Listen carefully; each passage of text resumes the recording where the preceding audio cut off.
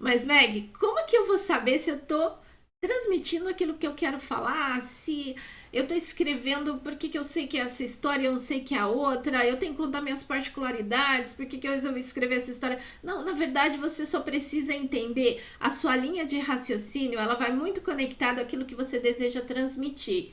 Então, um pouco da que a gente pensa, por que eu tô escrevendo essa história e não outra história, são respostas que o autor vai ter para ele mesmo. Só que quando ele entende o motivo pelo qual ele está trabalhando essa história nesse formato, com esses acontecimentos, ele começa a desenrolar a escrita. E isso é o que fica mais claro para o seu leitor. Ele sabe por que, que ele está lendo e sabe por que, que ele vai, por que, que ele sente essa conexão com aquilo que está sendo dito.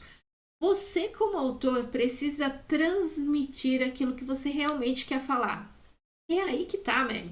Como que eu vou transmitir o que eu quero falar? Eu sei o que eu quero falar, mas quando eu penso no que eu quero falar e olho para a história que eu tô escrevendo, eu não sei se ela tá seguindo os caminhos do que eu quero dizer. É exatamente o ponto que eu quero chegar. Quando você transmite algo para o seu leitor. Vamos imaginar o seguinte: eu quero falar a respeito de uma história que vai tratar um ponto relacionada ao bullying, mas eu não quero escrever a história pelo ponto de vista da vítima. Eu quero escrever a história pelo ponto de vista do agressor.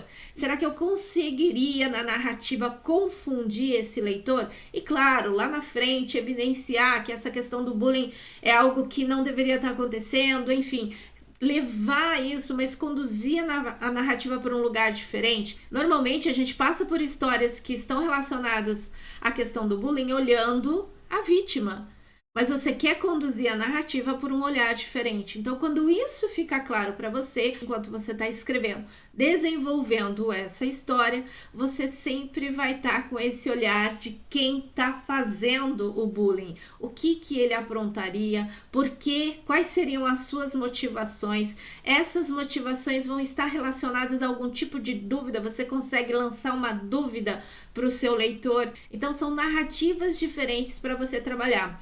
Agora imagina que não.